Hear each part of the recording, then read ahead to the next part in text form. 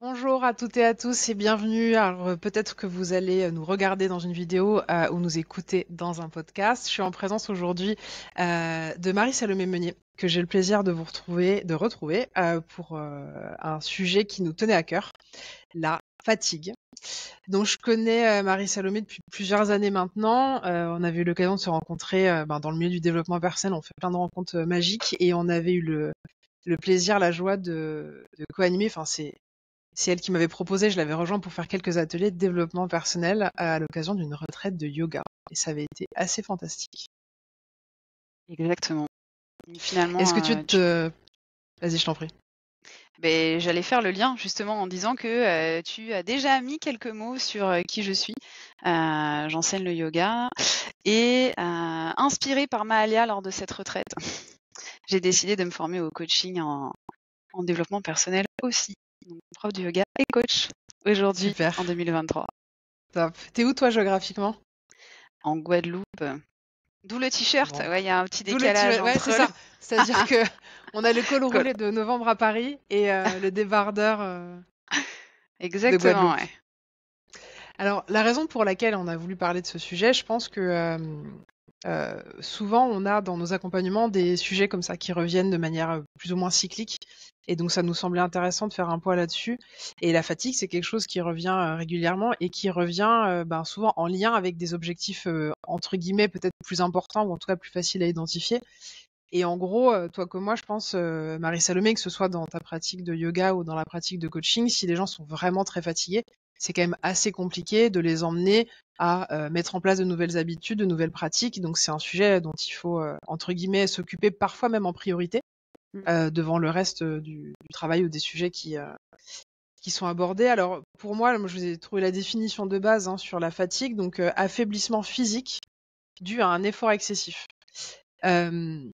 Pour moi, ça, c'est vraiment le niveau 1 de ce qu'on entend par la fatigue, parce que ça part déjà que du physique, et comme vous allez le voir plus tard, évoqué aujourd'hui, il y a plein d'autres thématiques et plein d'autres aspects. Et voilà, l'effort excessif, qu'est-ce que ça veut dire? Alors, qu'est-ce qu'on entendrait par fatigue normale ou saine et qui pose pas de problème, en fait? Ça serait quoi pour toi, Marie-Salomé? Eh ben, c'est cette idée, peut-être d'avoir eu une grosse journée de travail ou d'avoir fait un super week-end entre copains ou une grosse séance de sport et se dire: «Ah, je suis fatiguée». Mais après avoir, une nuit de sommeil, finalement, les batteries sont rechargées très rapidement, en fait. Donc moi, je vois la fatigue normale comme quelque chose qui fait partie de notre quotidien. On se lève le matin avec une quantité donnée d'énergie qu'on utilise. Le soir, il y en a moins.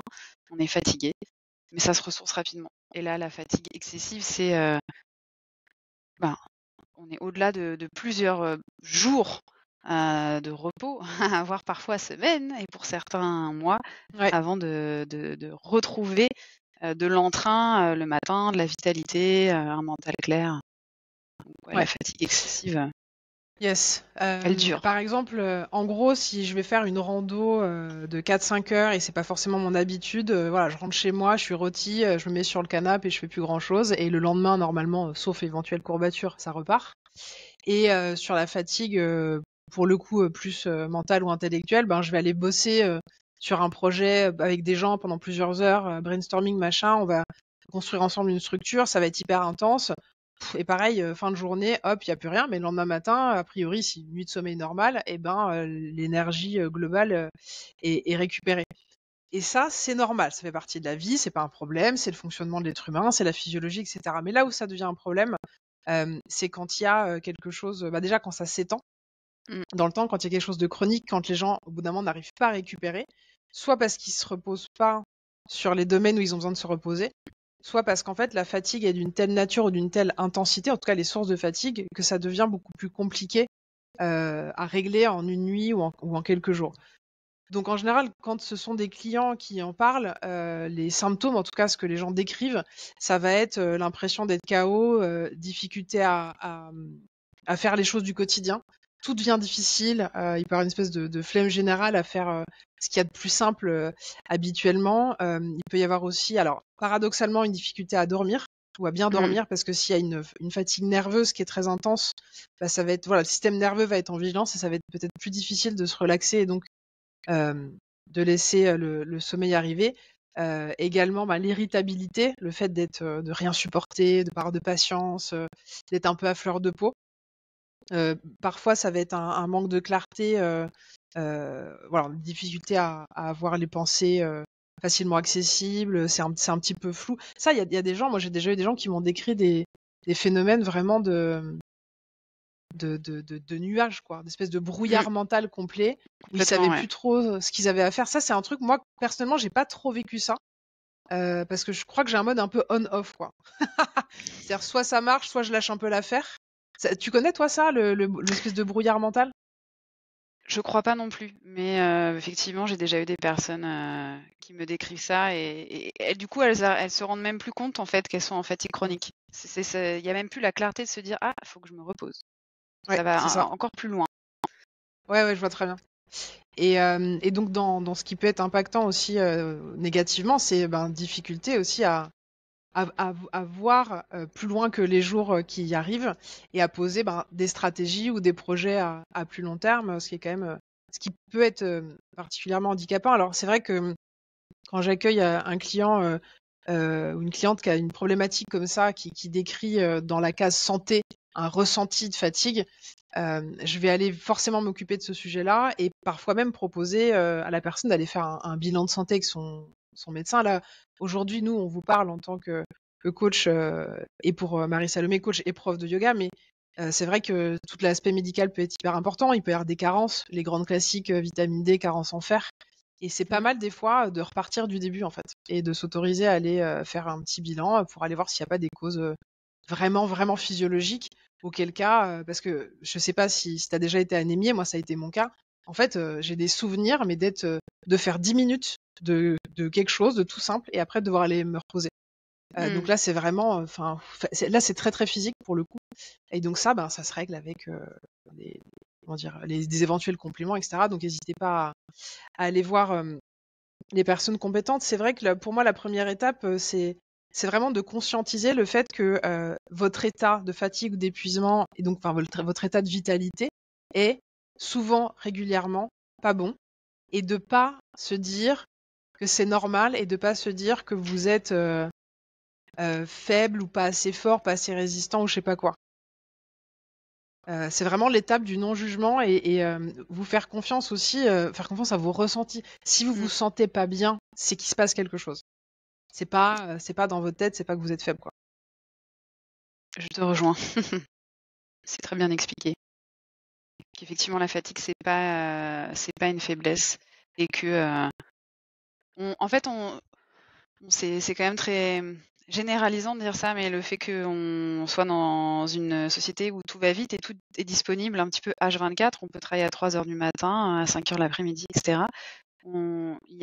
C'est comme si la productivité constante avait été normalisée, alors que c'est pas du tout possible d'être en productivité constante. La nature ne l'est pas. On mange pas des pêches en décembre, normalement.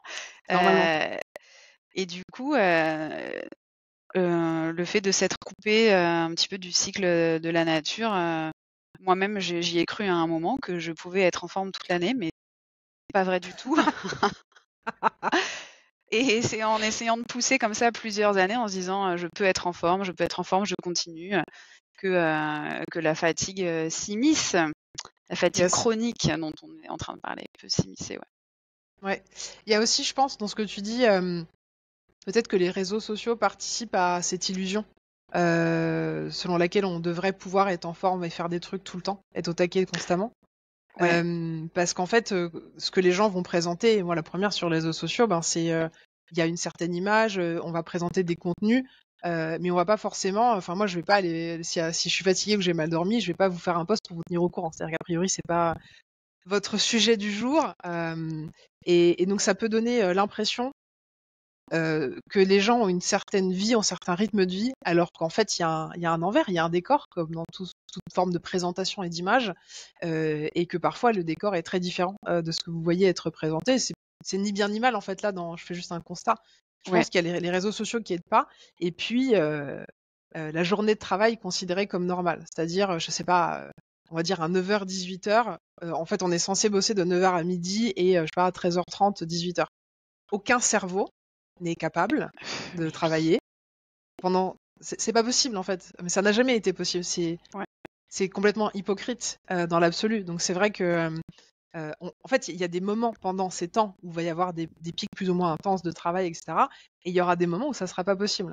Donc je pense qu'on a un référentiel qui est un peu biaisé par rapport à un certain nombre d'habitudes et qui fait qu'on se crée l'idée qu'effectivement, on devrait se sentir en bonne forme toute la journée, toute la semaine, tout le mois, je pense particulièrement au cycle féminin, Oui, en plus. et toute l'année. Et évidemment, après, sur la question, on peut étendre jusqu'à la vie, hein, jusqu'à des périodes de Oui. vie, même si on peut tout à fait mettre en place des choses pour être en bonne forme toute sa vie, il n'y a pas de sujet là-dessus. Mais en tout cas, se dépasser, en fait, pour moi, la première étape, c'est vraiment dépasser le fait de, sans vouloir culpabiliser, avoir honte, ou D'être être dans le fatigué. déni, quoi, de se dire, bah, en fait, c'est pas un problème. En fait, si, c'est un problème. Et ça peut même devenir un problème si on s'en occupe pas. Donc l'idée qu'on avait aujourd'hui, c'était de vous proposer, alors on pourrait, il y a plein de types de fatigue différents. On va vous en poser, enfin je vais laisser Marie Salmé vous en proposer 3, et puis on va vous donner des pistes de solutions concrètes pour commencer à répondre en fait à ces différents types de fatigue ou de ressenti de fatigue en tout cas. Tout à fait. Sur les 3 types de fatigue qu'on a choisi de traiter aujourd'hui, il y en a 2 qu'on a déjà légèrement évoquées et qui sont très facilement compréhensibles, qui sont la fatigue corporelle, physique, comme on l'a dit, après un effort intense par exemple, ou après une grosse journée de travail. On peut aussi avoir une fatigue qui est physique. Il y a la fatigue intellectuelle, mentale. J'ai un petit peu moins de... Je peux plus faire de brainstorming à 22h où je mets 3/4 d'heure à écrire un mail de 3 lignes. C'est ça, Là, il vaut mieux lâcher l'affaire et se c'est dire ça, et demain, je l'écrire ferai demain. mes 3 lignes en 3 minutes, parce que ça fatigue encore plus du coup. Ouais. Et après, il va y avoir... On a choisi de traiter la fatigue émotionnelle. Et ça, c'est quand on rentre dans l'hyper-réactivité, sensibilité, l'irritabilité, et je dirais même l'envie de s'isoler et de se dire j'ai plus envie de voir personne. Ça rentre un petit peu dans le social, mais aussi dans les émotions, puisque les interactions humaines nous apportent évidemment des émotions. Du coup, c'est les 3 qu'on a choisi Ouais. de travailler pour vous, de vous présenter des pistes. C'est ça, sachant que bon, ce découpage, c'est celui qu'on a choisi parce qu'il nous semblait le plus simple, le plus facile à identifier. On pourrait faire des sous-catégories. Par exemple, quand je parle de fatigue émotionnelle, en fait, il y a de la fatigue émotionnelle d'émotions désagréables et il y a aussi de la fatigue émotionnelle d'émotions agréables. Et ça, en fait, souvent, c'est complètement sous-estimé. Je vous donne un exemple, c'est-à-dire si vous allez, je sais pas, moi, faire une grosse fête avec des amis d'enfance pendant 2 jours, vous allez mettre une semaine à vous en remettre. C'est pas uniquement parce que vous avez peut-être pas assez dormi ou peut-être picolé ou peut-être machin fait du sport, mais ça peut être aussi parce qu'en fait vous êtes pris une charge émotionnelle hyper intense de joie, de jeu, de rire, de connexion profonde, qui est largement au-dessus de la moyenne de ce que vous vivez au quotidien, parce que les circonstances invitaient ça. Et en fait, ça peut aussi fatiguer, ça peut aussi vider, et c'est aussi possible, alors souvent dans des cas comme ça, donc ça peut être une grosse fête, où vous savez, des fois les gens qui vont faire des festivals ou des grosses conférences ou des trucs, qui vont quand même générer une forme de stress, et résultat, vous savez, après les gens, ils sont genre... en une espèce de descente, quoi, une espèce de dépression post-moment de joie, en Post-joie. fait. Ouais, post-joie et post-intensité. Et en fait, c'est assez marrant parce que des fois, les gens comprennent pas. Ils disent, mais pourquoi je me sens aussi mal et aussi claqué alors qu'en fait, c'était vraiment cool et qu'en fait, j'ai pas si mal dormi que ça. Bah, en fait, c'est l'intensité. Donc, c'est vrai que Ouais. voilà, c'est ces trois catégories qui peuvent être affinées selon vos besoins et vos envies. Mais ça me semblait intéressant de pouvoir vous apporter cette précision. Alors, c'est vrai qu'en termes de solutions, à quels endroits on peut se poser des questions? Le premier truc auquel on pense, en général, c'est le sommeil. Mm. C'est-à-dire le temps dont le corps et dont l'esprit ont besoin pour récupérer de toute façon de la journée, trier les informations par la psyché à travers notamment les rêves, etc. un repos physique qui permet aussi au corps de faire son travail et de gérer tous les trucs qu'il a à gérer la nuit. Et ça, c'est vrai que quand je pose la question à mes clients de combien d'heures de sommeil ils ont besoin, pas combien ils prennent, hein, combien Ouais, ils ont besoin, il n'y a pas beaucoup de gens qui savent. Alors, il y a savoir ce dont on a besoin et ensuite être en capacité de se les accorder. Mais il faut bien commencer par savoir ce dont on a besoin. Donc l'idée pour moi, c'est de s'autoriser en termes d'exercices concrets à un moment donné où on est en vacances, où on n'a pas forcément de réveil à mettre ou de choses à faire le matin, à aller se coucher quand on a sommeil et à se réveiller quand on n'a plus sommeil. Alors, on est bien d'accord que si vous êtes complètement dévitalisé, raplapla, dans un état très avancé, cet exercice-là, il n'est pas pour vous parce que ça n'aura pas de sens, parce que les données seront biaisées. Mais si vous êtes quand même relativement en bonne forme, mais que vous voyez bien que vous tirez un peu sur la corde, allez vous coucher quand vous avez sommeil, réveillez-vous quand ça vous va, et puis vous regardez ce que ça donne comme chiffre. Alors parfois, quand les gens font cet exercice et qu'ils se rendent compte qu'en fait, ils ont vraiment besoin de 9 heures de sommeil et que ça les arrange pas dans leur organisation au quotidien parce qu'ils ont une famille, un taf, des activités, des amis, etc., enfin une vie. L'idée est pas de paniquer tout de suite, mais de se dire plutôt, je pars de ça, j'aimerais aller là, je vais mettre en place des choses progressivement.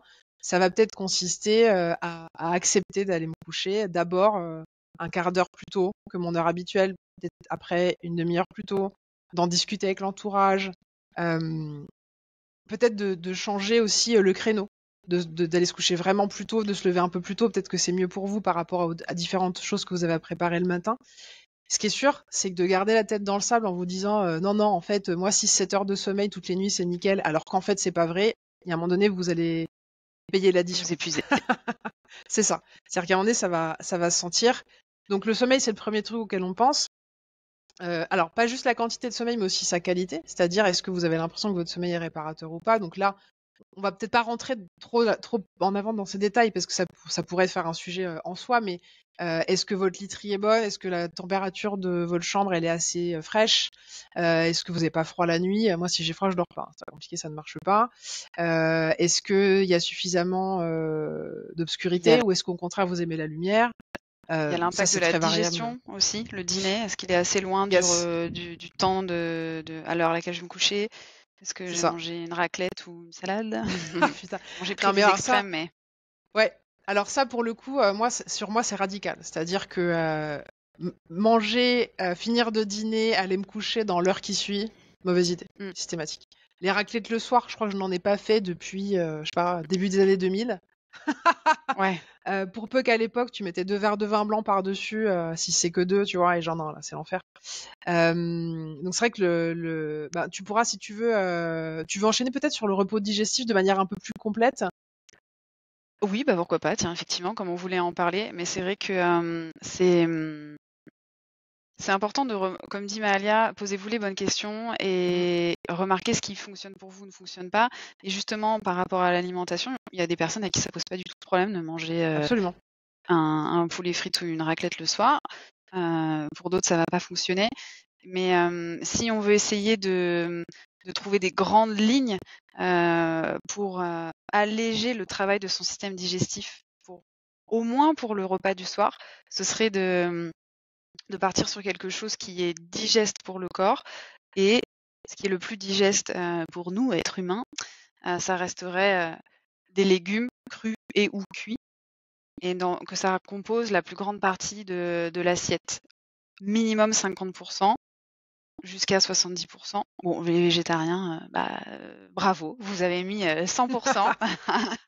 Mais je crois que on a tendance à faire l'inverse. On voit les légumes comme un accompagnement, donc avoir une grosse pièce de viande ou de poisson et on a un petit peu de légumes crus cuits, légumineuses à côté. Alors que ce serait bien d'imaginer pour le soir de le voir dans l'autre sens. Comme ça, c'est plus facile à digérer et le corps peut rentrer en état de sommeil profond.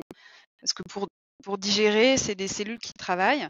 Et si votre corps il est en train de travailler, il peut pas être en train de dormir profondément et être en train de travailler en même temps. Ce qui est réparateur, c'est vraiment quand on tombe dans ce côté de sommeil profond. Et c'est pour ça que moi non plus, je digère pas la raclette. Je ne mange pas de raclette le soir. C'est parce que je produis de la chaleur, je vais avoir chaud, et je sens que mon corps il travaille tout seul. Je fais rien, mais limite je transpire, alors qu'en fait, c'est juste parce que mon système s'occupe de digérer du fromage. C'est ça. Donc Et les cauchemars, il y je a sais un pas si vrai ça te fait effort. ça, mais moi Ouais, c'est cauchemar direct, rêve de merde, ça c'est immédiat c'est quasiment. vrai, Ouais, c'est vrai. Du coup, ouais, voilà, on peut se dire le soir je facilite ma digestion, je mets en une majorité de légumes crus et ou cuits pour, moins demander de travail à mon système digestif et mieux dormir. ouais. Ça, et puis encore une fois, garder en tête, c'est très juste ce que tu dis, Marie-Solène, de toute façon, c'est une question d'individualité et de terrain. En fait, vous le savez très bien ce qui vous va, ce qui vous va pas. Alors, vous le savez très bien, pardon, pas forcément, parce que des fois, il y a des choses auxquelles on ne pense pas.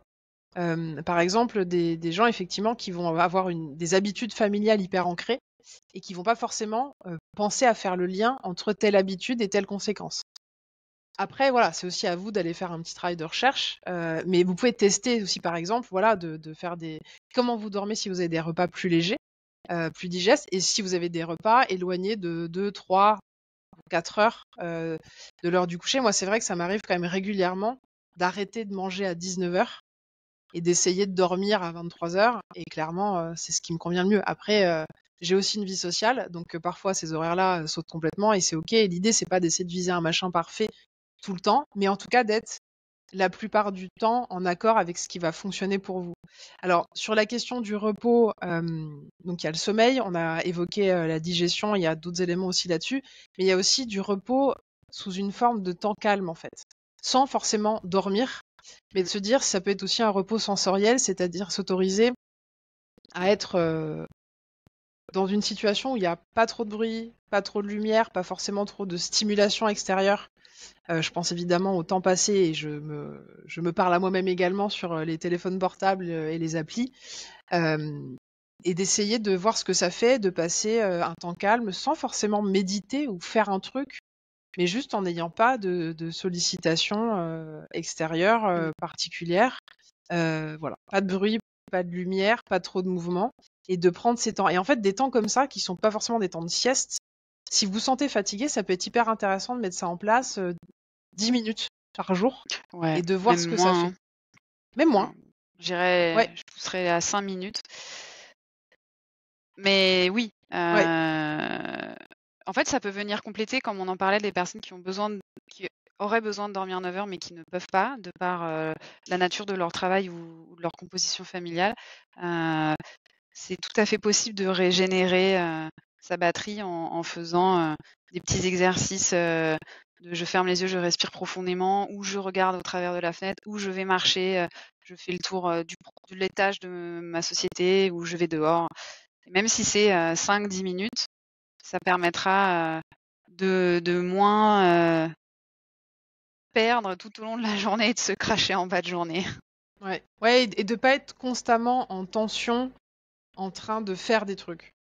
Et voilà, pareil, moi j'ai une tendance comme ça à faire un peu tout le temps des trucs, et j'ai, au cours de ma vie, via plusieurs expériences, via le fait de fréquenter certaines personnes qui faisaient ça très bien, et j'ai appris à glander en fait. C'est-à-dire que j'ai appris à être OK et à apprécier des temps calmes où il n'y a pas forcément quelque chose de rempli, il n'y a pas forcément quelque chose de productif, mais ça peut être voilà, des temps un peu passifs, effectivement, regarder par la fenêtre, être dans la nature, être un peu dans l'observation, et encore une fois, il n'y a pas besoin de faire ça 1 heure tous les jours, hein. Mmh, Et en fait, mais la plupart des gens le font pas du tout. oui, Donc même voilà, pas ce 5 qu'on vous propose, minutes. c'est même pas 5 minutes. Donc pour le coup, vous pouvez tester ça. Sur la Est-ce que tu voulais nous donner d'autres éléments sur la sphère digestive? Hem, on oui, on peut ajouter, enfin, je préfère que mettre en avant le fait, de la répartition dans l'assiette, plutôt que de vous dire, Yes. «Je fais un jeûne intermittent», parce que ça, c'est un petit peu comme les 3 fois 5 minutes par jour que peu de personnes s'autorisent à prendre. Se dire: «Je saute un repas», parfois, c'est carrément effrayant. Ouais. Mais ça n'a pas besoin d'être tous les jours, ça peut être une fois dans la semaine où, je vais, ne pas dîner ou ne pas prendre de petit déj. L'idée du jeûne intermittent, c'est d'avoir une longue période de non-stimulation du système digestif. Donc ça marche pas si c'est le enfin si ça marche, c'est le midi, mais c'est un peu trop court entre le matin et le midi en général. Ça va être Ouais. mieux si c'est la fin de journée ou le début de journée qu'on retire. Et ça peut être 1 fois par mois. Ouais. Ça fait 12 Ou fois juste dans pour l'année. essayer. Ouais, pour essayer comme ça. Moi, j'ai un copain, en général, il mange pas le dimanche soir. C'est un grand bon vivant. Et donc, il a tendance à avoir des week-ends bien, bien riches, bien arrosés. Et donc, il a pris cette habitude de zapper le dîner du dimanche soir. Ça l'arrange, il a la flemme, les courses, machin. Et c'est devenu quelque chose qui peut vous terrifier au départ, peut devenir quelque chose de complètement normal et Mmh. qui pose plus de sujet. En fait, ce que je trouve intéressant, moi, personnellement, c'est de s'autoriser à faire des tests, à tenter des trucs. Et en fait, trouver ce qui vous convient. Vous aurez beau avoir des milliards de personnes très expertes qui vont vous donner des conseils. Tant que vous l'avez pas essayé sur vous, vous saurez pas. Donc ça peut être sympa de vous autoriser à tester des trucs de cet ordre-là. Dans tous les cas, ce qui est sûr par rapport à la digestion, c'est que manger continuellement, en tout cas être très souvent en train de se nourrir, ça va de toute façon vous mettre en fatigue. Parce que Mmh. ça veut dire que votre corps, il est tout le temps en train de bosser. La digestion, c'est le truc qui prend le plus d'énergie, je crois, si je dis Complètement. pas de bêtises. Ouais, c'est ça, Donc oui. à partir de là, si vous mangez en continu, alors quand on parle de grignotage, souvent c'est associé à la nature de ce qu'on mange, c'est-à-dire on va grignoter des trucs sucrés, trop salés, trop gras, machin. On n'est pas là-dedans. Là, je vous parle juste du fait de manger souvent.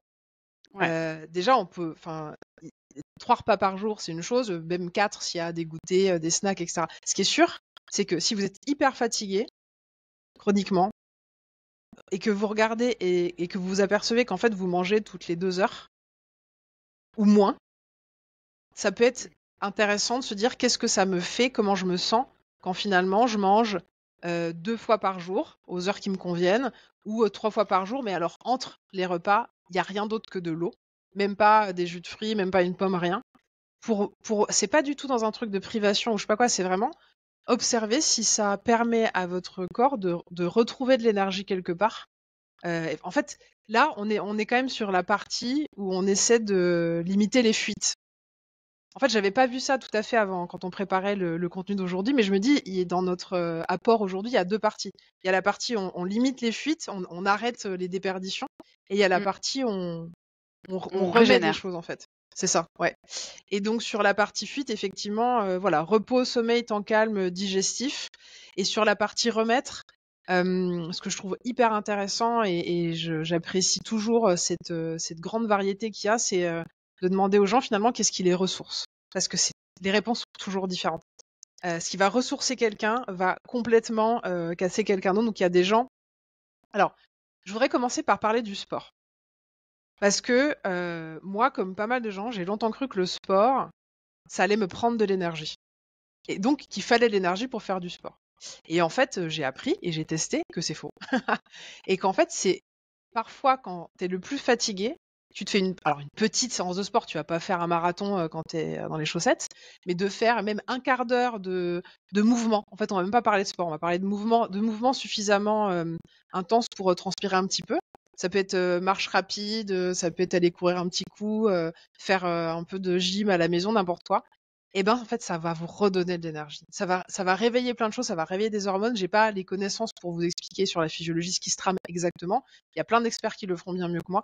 Mais ce qui est sûr, c'est que le sport, en fait, c'est une source d'énergie bien plus qu'une déperdition d'énergie. Toi, tu es plus sportif que moi, je pense que tu le sais encore mieux. Ah oui, complètement. Moi, c'est une source, mais c'est aussi parce que ça vient débarrasser l'encombrement mental et émotionnel. Donc on va dire que ça vient vider les poubelles en même temps que ça vient remettre le corps en circulation, comme tu le disais. En énergie. Donc Ouais. complètement. Ouais. Donc ouais, c'est intéressant cette histoire d'impact positif du sport sur le fait de faire le tri. C'est vrai qu'il y a des gens qui vont, quand ils sont sur un problème ou un sujet, ils vont nager ou ils vont courir. Mais oui, Ça donne de la clarté, ça permet parfois de se recentrer sur l'essentiel, c'est hyper intéressant. ouais. Mais tu vois, courir, même sur place, si on peut pas courir, si c'est 2 minutes ou 3 minutes sur place, ça fait partie des techniques en libération émotionnelle qui permettent de clôturer un cycle de stress, de la colère, de l'irritabilité, une conversation qui s'est mal passée, au lieu de rester avec le désagrément intérieur. Je peux pas aller faire un jogging, je suis en plein milieu de ma journée de travail.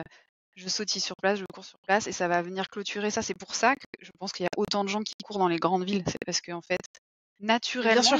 ils le font. Ils vont Mais évacuer.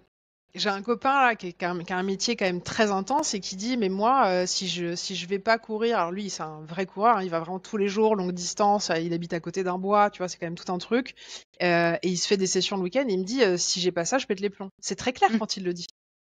C'est que c'est vraiment un catalyseur bah, qui permet de faire sortir les énergies accumulées, et puis de redonner un souffle. Et je pense que, et donc des fois sur ce genre de profil, quand les gens se blessent, ça peut être un peu la catastrophe parce qu'en fait ils ont plus leurs moyens de gérer en D'évacuer. fait leurs émotions. Ouais, ils ont plus ça.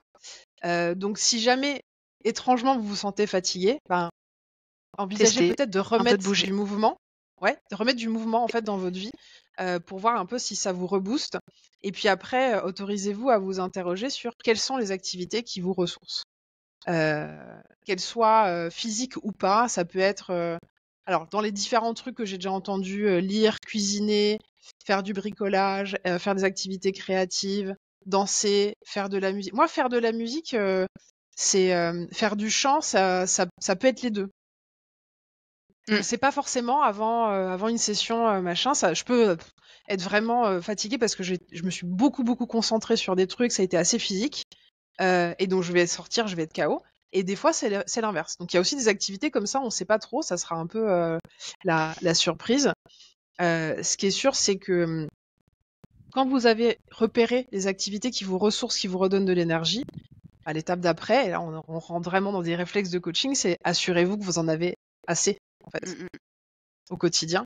Et donc là, on retombe sur la question de la priorisation et de l'organisation.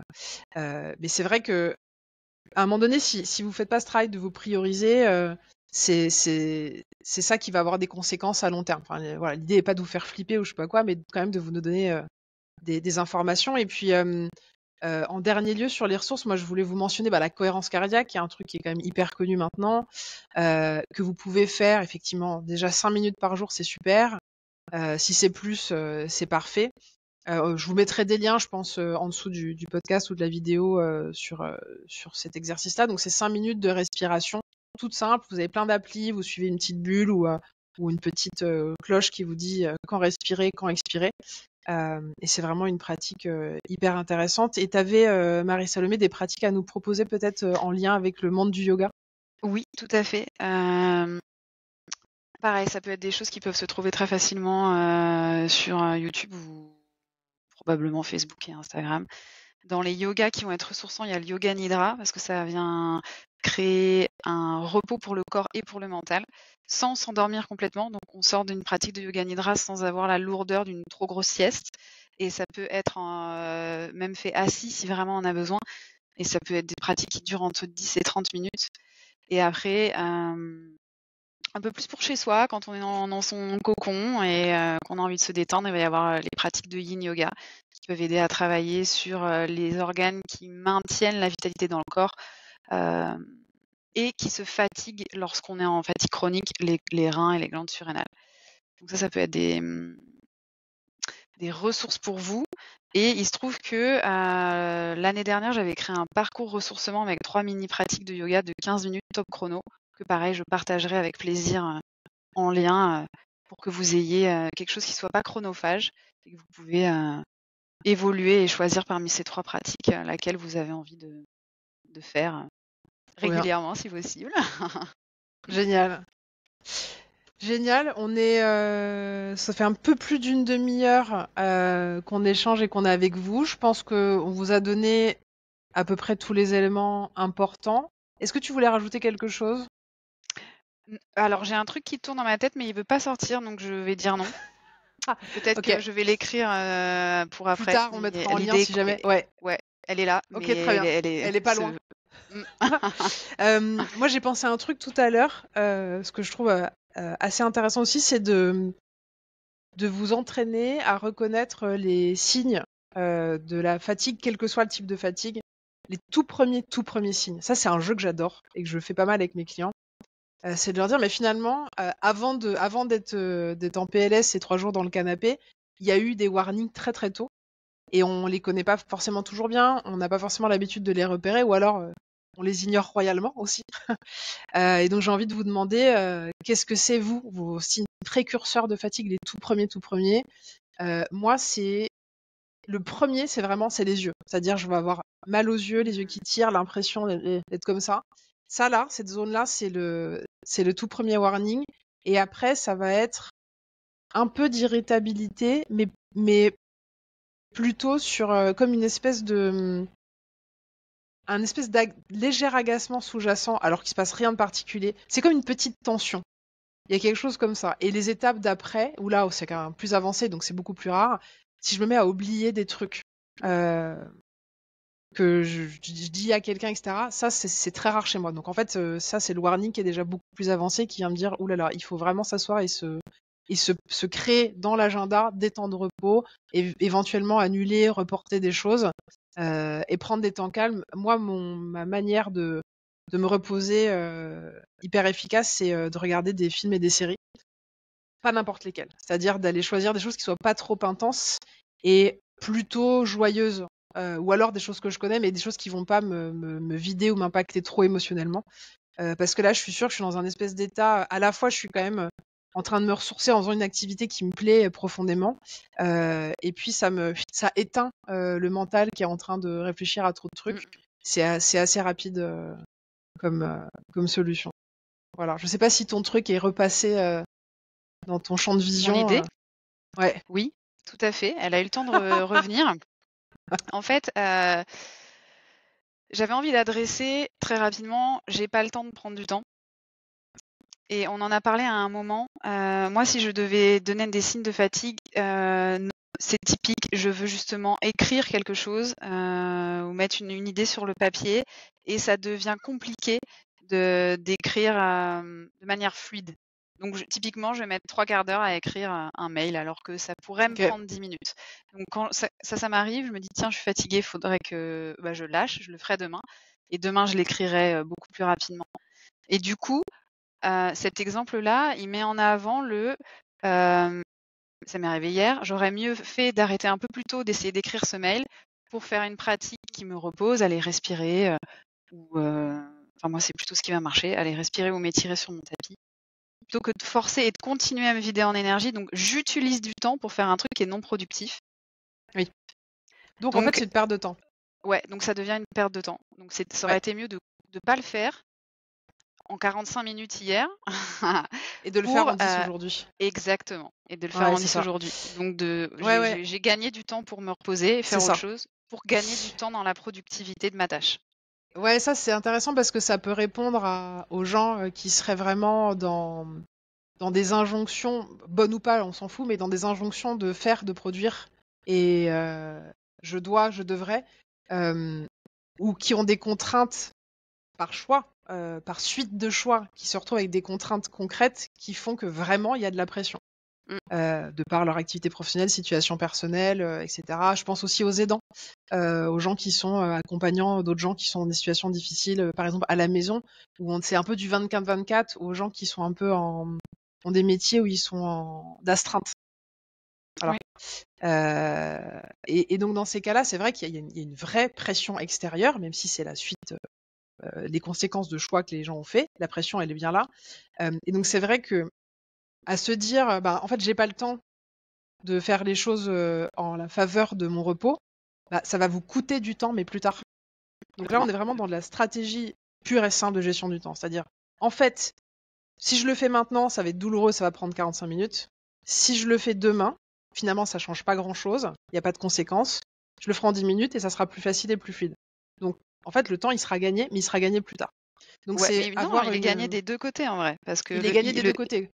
Puisque tu fais une pratique à la place de faire le truc le jour où. Ouais, et le lendemain, au lieu d'y passer 3/4 d'heure, tu passes 10 minutes. Donc absolument. C'est double gain. C'est double gain, ouais.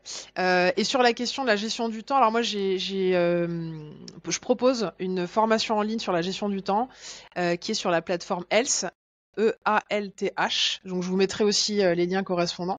C'est une formation en ligne qui se présente sur 4 semaines. Enfin, vous pouvez la faire à votre rythme, mais moi, je vous conseille de la faire sur 4 semaines. Et ce genre de sujet est évoqué Aussi par rapport, si vous voulez, au rapport que vous avez à la productivité, au fait de parfois ne pas arriver à vous faire passer en premier. Parce qu'il y a toutes ces choses à faire, le boulot, les enfants, le machin. Sauf qu'en fait, si à un moment donné, vous vous retrouvez vraiment en état d'épuisement, voire en état de burn-out, vous serez là pour plus personne.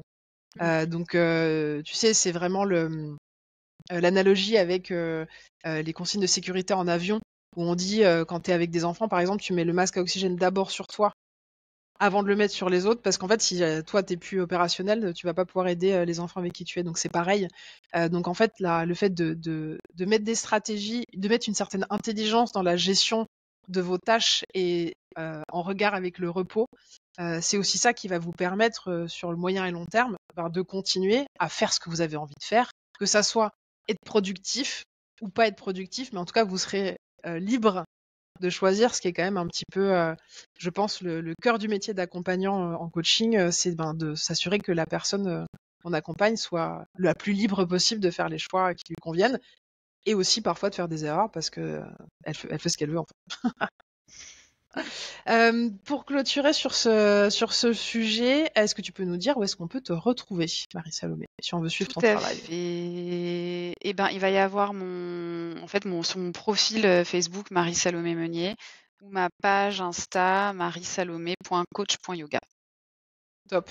On mettra les liens aussi normalement dans le contenu. Moi, vous pouvez me retrouver sur mon site internet www.maliagrio.com, sur Facebook, LinkedIn, Instagram. Le podcast est sur Ocha et également la chaîne YouTube. Et je crois que j'ai fait le tour. Top. Magnifique. Super. Merci de t'être joint à moi Avec pour plaisir. cet épisode sur la fatigue. On espère que vous avez trouvé plein de ressources, plein de pistes, plein d'indices pour pouvoir améliorer votre situation, quelle qu'elle soit, hein. N'hésitez pas à nous faire des retours, à nous dire ce qui a marché pour vous, ce qui vous a plu. Si vous avez des questions, si vous voulez aller plus loin, n'hésitez pas. On se fera un plaisir de vous répondre, quel que soit le chemin que vous choisirez pour nous contacter. Et puis, on aura plaisir à vous retrouver peut-être un jour pour un autre sujet. En tout cas, merci d'avoir été là, Marie-Salomé. Merci Maria. À bientôt tout le monde. Bye. Bye bye.